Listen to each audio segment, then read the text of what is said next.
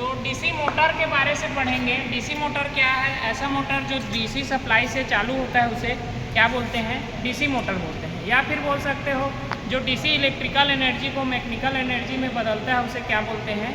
DC motor. तो इसका एक और परिभाषा है, कॉपी पे निकाल लो, लिख लो।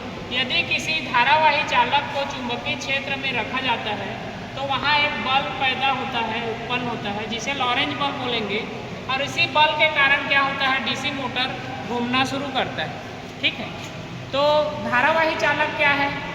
नॉर्मल एक चालक है जिसमें हम करंट फ्लो कर रहे हैं, उसको धारावाही चालक बोलेंगे, जिसमें करंट फ्लो हो रहा है।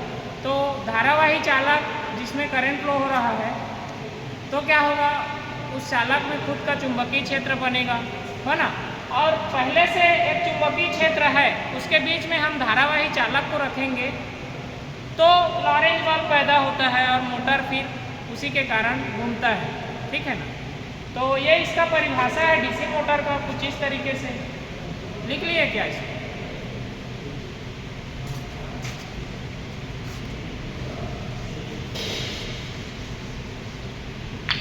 तो लॉरेंज बल के कारण क्या हो रहा था? डीसी मोटर घूम रहा था। तो डीसी मोटर का कार्य सिद्धांत लिखो। यह लॉरेंज बल के सिद्धांत पर कार्य करता है। ठीक है, तो डीसी मोटर लॉरेंज बल के सिद्धांत पे कार्य करता है। लेकिन डीसी जनरेटर किस सिद्धांत पे कार्य करता है? फैराडे का इलेक्ट्रोमैग्नेटिक इंडक्शन के सिद्धांत। ठीक है, तो ये चीज़ लिख लो। डीसी मोटर का अलग कार्य सिद्धांत है लॉरेंज बल। ठीक है,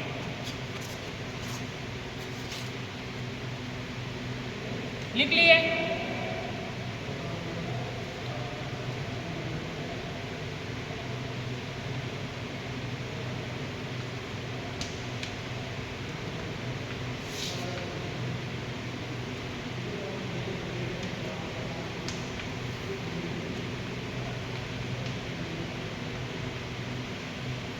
डीसी मोटर का तुल्य परिपथ समीकरण समझेंगे कैसा रहता है। तो एक डीसी मोटर का डायग्राम कुछ इस तरीके से बना लिए, जिसमें आर्मेचर लगा रहेगा, कुछ रेजिस्टेंस है आर्मेचर का, और इसमें हम क्या दिए? प्लस माइनस सप्लाई दिए। इसको क्या बोलेंगे? Terminal voltage.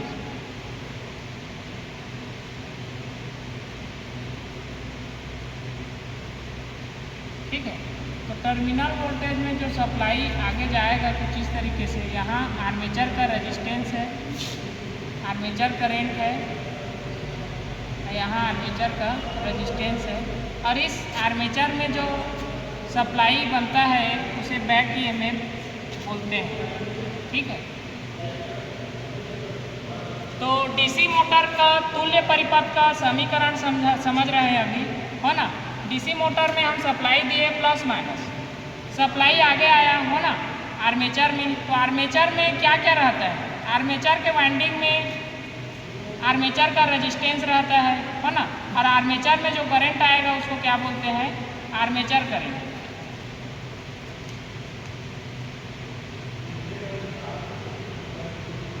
तो आर्मेचर में करंट आया, हो ना, तो आर्मेचर में भी वाइंडिंग है, तो प्लस माइनस सप्लाई आर्मेचर के वाइंडिंग में आया, तो इसमें क्या हुआ? आर्मेचर के वाइंडिंग में चुंबकीय क्षेत्र बना, और ये चुंबकीय क्षेत्र खुद एक दूसरे को कट करके एक वोल्टेज बनाएगा, उसको क्या बोलेंगे? Back EMF. ठीक है, तो आर्मेचर में बैक ईएमएफ कैसे बनता है? प्लस माइनस सप्लाई दिए आर्मेचर के वाइंडिंग में हम, तो वो वाइंडिंग चुंबकीय क्षेत्र बनाया, है ना। तो चुंबकीय क्षेत्र एक दूसरे को कट करके एक वोल्टेज बनाएंगे, जिसको क्या बोलेंगे? Back EMF. और ये बैक ईएमएफ जो लागू वोल्टेज है, जो टर्मिनल में हम वोल्टेज सप्लाई दिए हैं, उसका विरोध करेगा।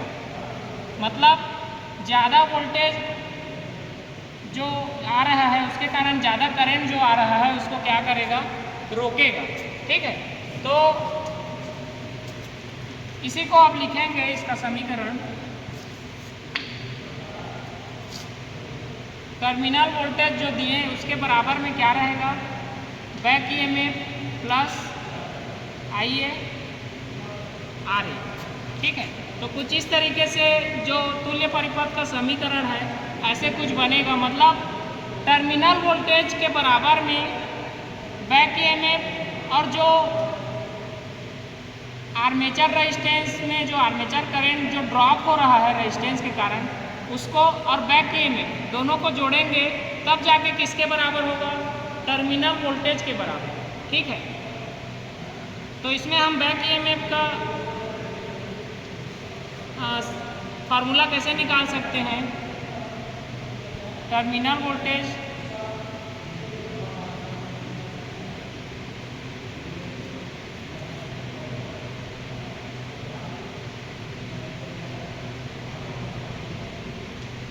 IAR। ठीक है, तो ये फार्मूला याद रखना है। डीसी मोटर में बैक ईएमएफ का क्या फार्मूला है। ठीक है, तो टर्मिनल वोल्टेज को माइनस करेंगे आर्मेचर करंट और आर्मेचर रेजिस्टेंस से, तब जाके हमें बैक ईएमएफ के बराबर वोल्टेज मिलेगा। ठीक है, और इसमें अधिकतम शक्ति जो रहता है डीसी मोटर का,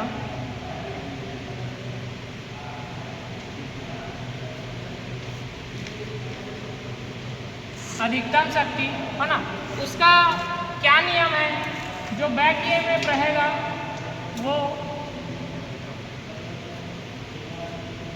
टर्मिनल वोल्टेज का आधा होगा। ठीक है, तब जाके कोई डीसी मोटर में जो शक्ति है वो अधिकतम होता है। ठीक है, इसको ऐसे भी लिख सकते हैं हम,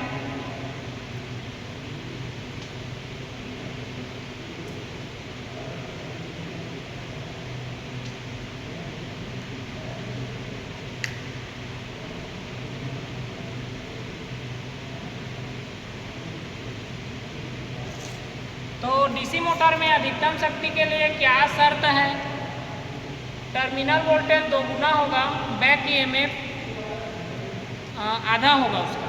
ठीक है, तब जाके कोई डीसी मोटर में शक्ति जो है वो अधिकतम मिलता है। ठीक है, तो तुल्य परिपथ को फिर से देख लो। डीसी मोटर में हम डीसी सप्लाई दिए प्लस माइनस, उसको टर्मिनल वोल्टेज समझे। ये टर्मिनल वोल्टेज ज़्यादा है, 220 वोल्टेज है मान लो। ठीक है, लेकिन जो बैक ईएमएफ बन रहा है और जो ड्रॉप हो रहा है उन दोनों को जोड़ेंगे तब जाके हमें टर्मिनल वोल्टेज के बराबर मिल पाएगा वोल्टेज। ठीक है, तो दोनों को इसीलिए हम जोड़ के बराबर किए हैं।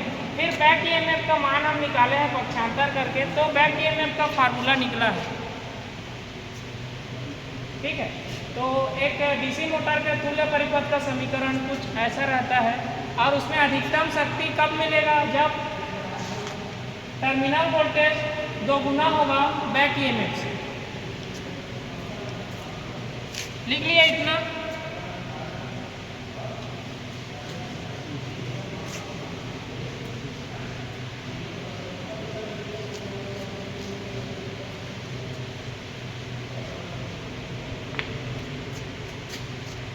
अगला हेडिंग डालो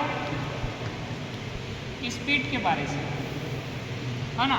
तो डीसी मोटर को हम सप्लाई देते हैं तो कुछ स्पीड से वो घूमना शुरू करता है ना। कोई भी मोटर हो, एसी मोटर हो या डीसी मोटर हो, जब उसमें हम सप्लाई देते हैं तो उसका एक आरपीएम होता है ना, रन पर मिनट, जिसमें वो घूमता है ना। तो स्पीड जो बोलते हैं उसको एन से दर्शाते हैं, एन से। एन क्या है, स्पीड है। स्पीड का फार्मूला जो होता है डीसी मोटर का EB/पाई होता है। ठीक है, तो इस चीज़ को ध्यान देना, वाइवा में ये चीज़ पूछ सकता है कि डीसी मोटर के स्पीड का फार्मूला क्या है ना।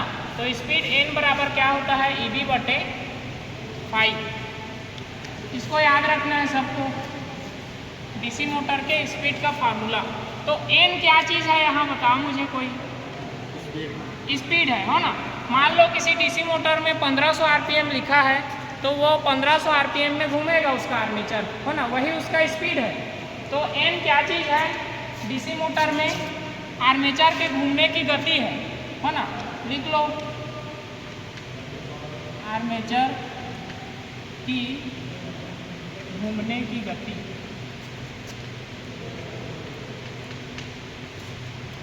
आर्मेचर की घूमने की गति को क्या बोलते हैं? एम या स्पीड बोलते हैं। ठीक है, अगला देखो बैक ईएमएफ। अभी अभी देखे हम तुल्य परिपथ में, डीसी मोटर के तुल्य परिपथ में आर्मेचर में क्या बन रहा था? बैक ईएमएफ बन रहा था, है ना। बैक ईएमएफ कैसे में बन रहा था? उसमें आर्मेचर में आर्मेचर वाइंडिंग होता है कुछ इस तरीके से। अब हम डीसी सप्लाई दिए डीसी मोटर में, तो आर्मेचर में भी डीसी सप्लाई पहुंचेगा, है ना। तो आर्मेचर का वाइंडिंग खुद का चुंबकीय क्षेत्र बनाएगा, और ये चुंबकीय क्षेत्र खुद एक दूसरे को कट करके एक वोल्टेज बनाते हैं, जिसको क्या बोलते हैं? Back EMF. ठीक है, और ये बैक ईएमएफ लेंज के नियम के अनुसार बनता है, मतलब लेंज के नियम को फॉलो करता है। और क्या करता है? जो हम वोल्टेज सप्लाई दिए, जो वोल्टेज हम लागू किए डीसी मोटर को चालू करने के लिए, उसी वोल्टेज का विरोध करेगा और मैक्सिमम वोल्टेज और जो करंट है उसे कम करके आर्मेचर में आने देगा। ठीक है ना। तो आर्मेचर में कम करंट आएगा तो आर्मेचर का वाइंडिंग कम गर्म होगा, तो मोटर ज़्यादा दिन तक काम करेगा। तो आर्मेचर में ज़्यादा करंट आने से क्या चीज़ रोकता है? आर्मेचर का बैक ईएमएफ। किस नियम पर आधारित है? लेंज के नियम पर आधारित है। ठीक है, लेंज का नियम लिख लो, ये याद रखना, लेंज का नियम।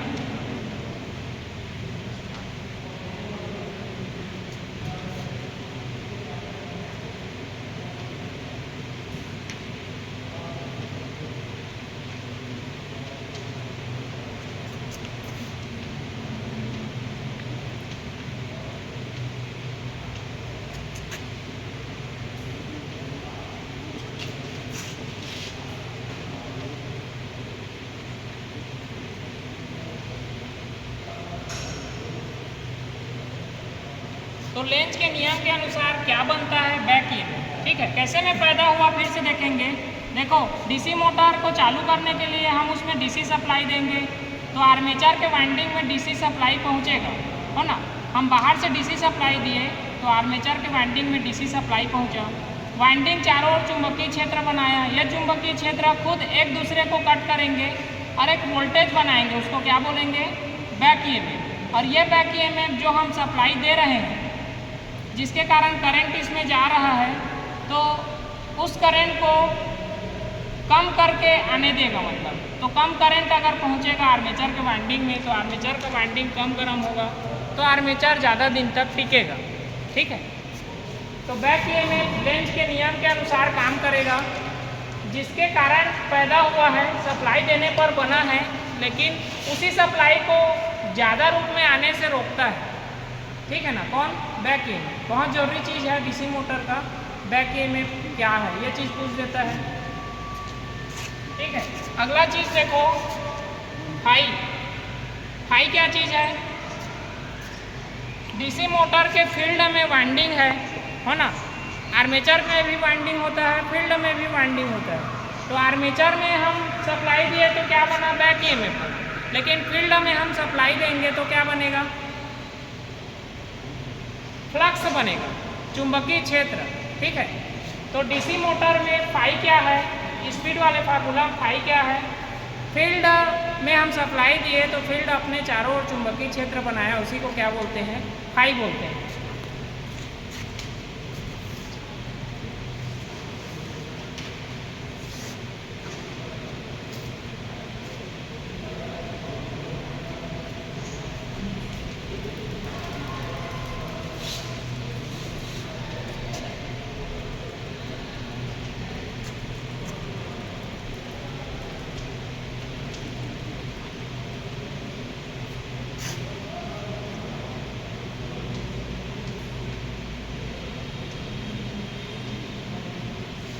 ठीक है, तो फाई क्या चीज़ है? फील्ड वाइंडिंग हमें पता है, सीरीज फील्ड है, शन फील्ड है ना। उसी फील्ड वाइंडिंग में हम सप्लाई दिया डीसी सप्लाई, तो उस वाइंडिंग के आसपास में क्या बना? चुंबकीय क्षेत्र बना, उसी को क्या बोलेंगे? फाई बोलेंगे।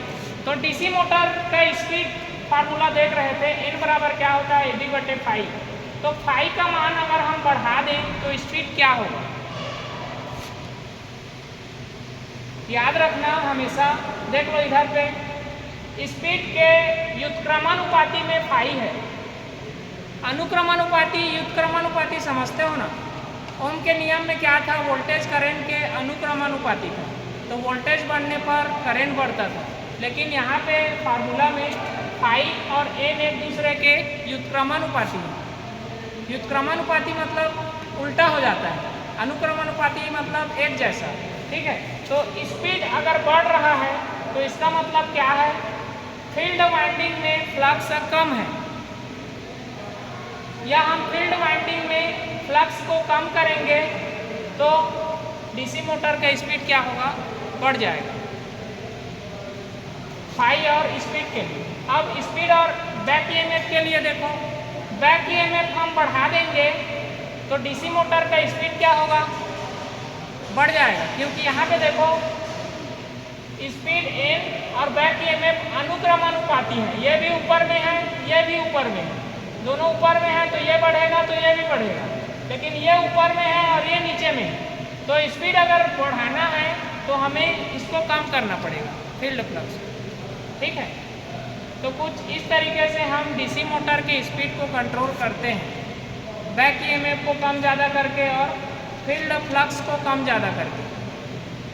ठीक है, अब देखो यहाँ पे ये फार्मूला याद रखना है।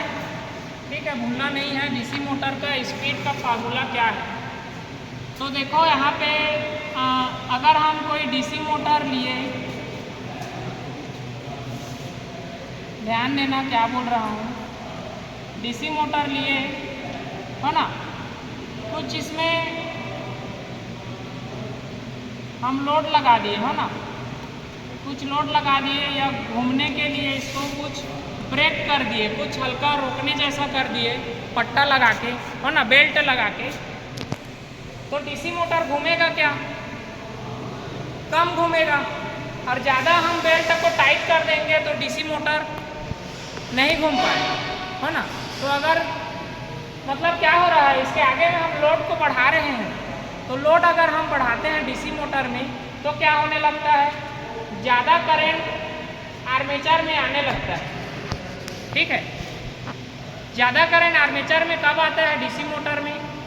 जब हम लोड ज़्यादा दे देते हैं। देखो डीसी मोटर को कहीं कहीं लिफ्ट में हम यूज़ करते हैं, कहीं कहीं हॉस्पिटल जाना, मेडिकल कॉलेज, वहाँ लिफ्ट लगा है, तो उसमें हम किसका उपयोग करेंगे? डीसी मोटर का। अब एक लिफ्ट में 5 आदमी चढ़े हैं, हो ना, तो आर्मेचर में करंट कुछ कम आएगा, हो ना, कम करंट आएगा। अगर वहीं पे तो स्पीड क्या होगा? कम आदमी है तो डीसी मोटर का स्पीड क्या होगा? वहाँ ज़्यादा होगा, हो ना। और ज़्यादा आदमी चढ़ गए, 10 लोग चढ़ गए तो क्या होगा? डीसी मोटर का स्पीड कम होगा। तो देखो यहाँ पे, तो लोड बढ़ाए हम, ज़्यादा लोग थे तो स्पीड इसका क्या हो गया? घूमने का कम हो गया। ठीक है, तो क्यों? मतलब लोड बढ़ाए हैं तभी तो स्पीड उसका कम हुआ है, हो ना। तो लोड बढ़ाने पर क्या हो जाता है?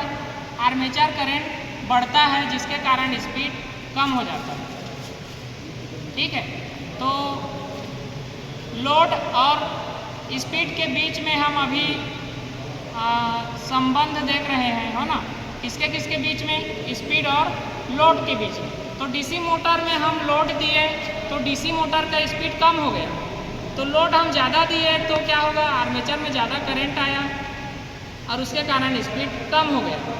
ठीक है, तो हमेशा याद रखना, आर्मेचर करंट बढ़ता है तो स्पीड कम हो जाता है। आर्मेचर करंट कब बढ़ता है? जब हम ज़्यादा लोड देते हैं। ठीक है, इस चीज़ को फिर से एक बार पढ़ना है घर में। स्पीड और लोड के बीच में कोई भी मोटर हो, जब हम ज़्यादा लोड दे देते हैं तो वो कम घूमने लगता है ना। तो कम घूमने लगता है मतलब क्या है? उसमें ज़्यादा करंट आने लगेगा, है ना, तो उसके कारण उसका स्पीड कम हो जाता है। अगला देखना,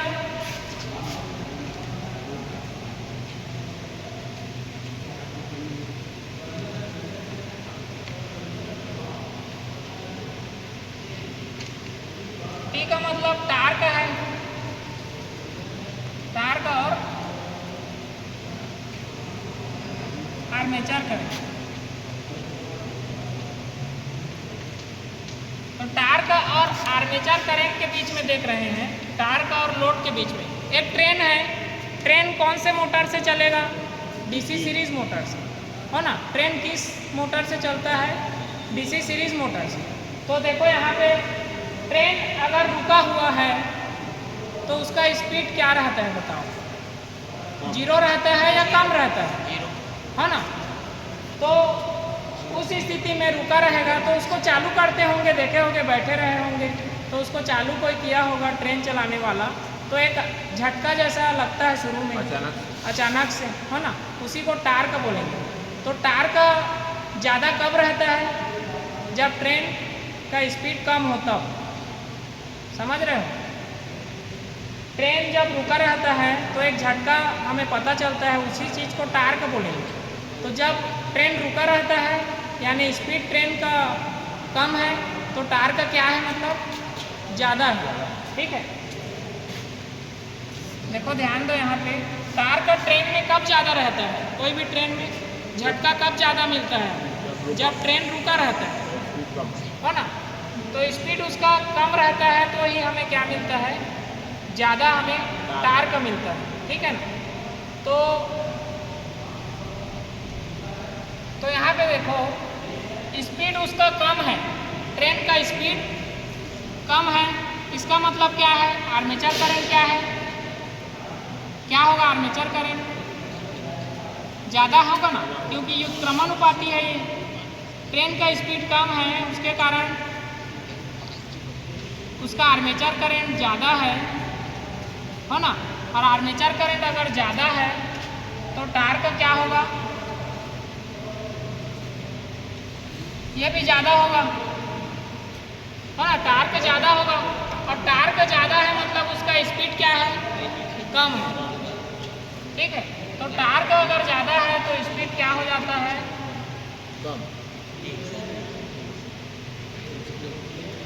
कम हो जाता है। तो टार्क का स्पीड के क्या होता है? व्युत्क्रमानुपाती होता है, ठीक है ना। तो ये तीनों फार्मूला याद रखना है इतना को कि स्पीड बैक ईएमएफ और फाई के अनुपात को क्या बोलते हैं? स्पीड बोलते हैं डीसी मोटर का। और स्पीड कम है मतलब लोड, स्पीड कम है मतलब लोड ज़्यादा है ना। व्युत्क्रमानुपाती, लोड ज़्यादा है तो उसके कारण स्पीड क्या हो गया? कम हो गया, ठीक है। यहाँ भी देखो अगर लोड हम बढ़ा देंगे किसी भी मोटर में तो लोड बढ़ेगा जिसके कारण आर्मेचर करंट बढ़ेगा, है ना। आर्मेचर करंट अगर ज़्यादा हो गया, आर्मेचर करंट, तो स्पीड उसका कम हो जाएगा। तो कम स्पीड में ट्रेन का टार्क क्या रहता है? ज़्यादा रहता है ना। तो इन दोनों को देखना है ना, मिक्स करके समझना है। और देखो यहाँ पे ट्रेन का स्पीड अगर कम है, एन को स्पीड बोलते हैं, कम है, रुका हुआ है, उस समय एक झटका हमें महसूस होता है, उसी को टार्क बोलेंगे। तो वो चीज़ ज़्यादा लगता है ना हमें उस समय। तो स्पीड कम है तो ट्रेन में टार्क क्या रहेगा, या डीसी मोटर में टार्क क्या रहेगा? ज़्यादा रहेगा। तो इसी के ग्राफ के बारे से अगले क्लास में पढ़ेंगे, ठीक है ना। स्पीड के बारे से पढ़ेंगे क्या, कैसे ग्राफ बनता है ना। स्पीड लोड देंगे हम तो कैसा ग्राफ बनेगा, है ना। जब हम स्पीड को कम करेंगे तो टार्क ज़्यादा होगा, कैसे ग्राफ बनेगा, इसी सब को समझना है, ठीक है ना। चलो बंद करो।